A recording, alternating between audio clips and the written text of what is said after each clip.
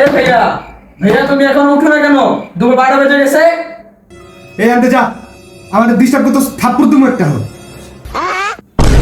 ইরে তুই এখনো ঘুমাই যাচ্ছস? বেলা বেলা বাজে করে দেখছস? 12টা বাজে। নবাব দাদা ওঠ। বুঝছি উঠতো না। এবার আমার বাজে করতেছ ওঠ। ওঠ বেলা বাজে ওঠ। বাজে করে দেখছস?